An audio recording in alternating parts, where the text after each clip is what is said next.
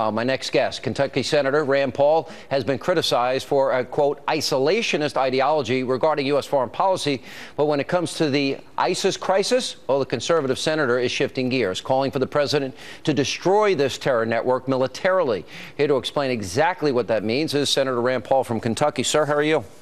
Hey, Sean, glad to be with you. You don't like when people, and you read it all the time, so I know you're aware of it, but you don't like being called an isolationist, do you?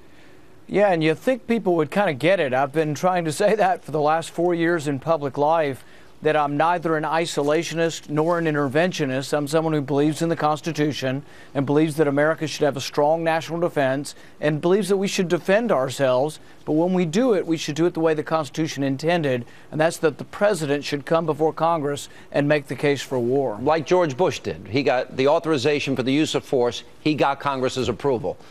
It's a big difference. It's a big difference between doing that and doing it unilaterally.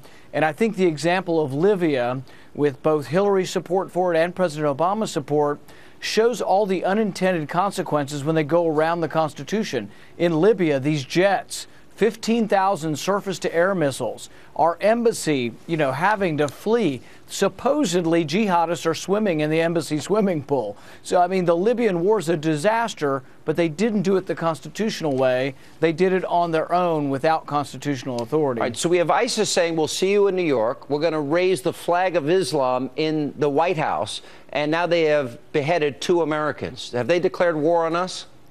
Yeah, without question, they are a threat. And in the past, Hillary Clinton has said ISIS is not a threat to the United States. But is that war? Is that a declaration of war? In other words, the 9/11 Commission report said, again, after 9/11, they were at war with us. We weren't at war with them. Is ISIS declared war against us through their actions?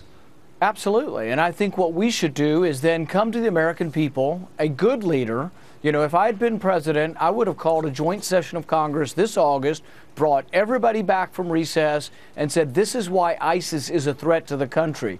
This is why I want to act, but I want to do it in a constitutional manner, and I want the entire American public to come together, to galvanize support and say, you know what, this is something we can't take. We're not going to let our enemies behead our journalists. We're going to have to let them become strong enough to attack our embassy. Let me ask you this, because post-Vietnam, post-Iraq, Afghanistan, if I'm the parent and my son died or he gave up a limb, we lost 4,000 Americans in Iraq, 58,000 in Vietnam.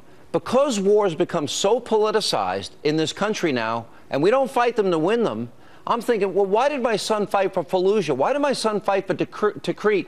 Why did my son fight for Mosul? Why did my son go to Iraq? If this president politicizes it, pulls out, doesn't provide the intelligence or the training, and we lose a war that we won.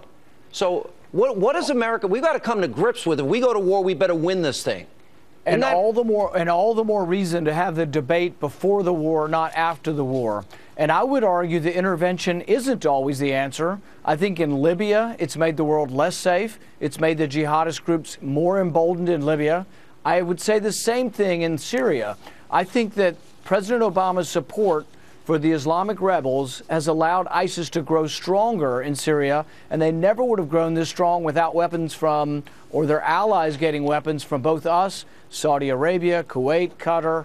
So really, we have done a disservice and created chaos that's allowed the jihadists to grow stronger. I don't know if I buy that narrative that we're responsible for this, because I do believe every radical Islamic group in some way, shape, matter, or form, they share a common denominator. They hate Israel, they hate the West, and they want to commit acts of terror. So I couldn't agree more. I agree with you. I would say, though, that President Obama's policy of dethroning Gaddafi, of going after Assad, has made the jihadists stronger. I don't say we're responsible. I don't say America's responsible. I say President Obama is responsible for bad policy. Obama, if he draws a red line in the sand and doesn't follow up on it, that shows weakness. Let me ask you this question. So we have Putin now invading the Ukraine. Islamists have now taken over our embassy in Tripoli. You got ISIS beheading Americans, and Obama says he doesn't have a strategy. And then he gives contradictory remarks in Estonia today. And I'm thinking, does he have any clue what's going on? What is going through the mind of the president, and what should be going through his mind? Well, what should be going through his mind is that he should be obeying the Constitution, which means he should come to Congress. We should have a big debate in Congress and with the American people. And he's not going to do it. But therefore, he actually weakens the presidency, weakens America, and weakens everything we stand for if he's not willing to obey the Constitution. All right. Senator Rand Paul, good to see you. Thanks for being with us. Thanks, Sean. Coming up next tonight, right here.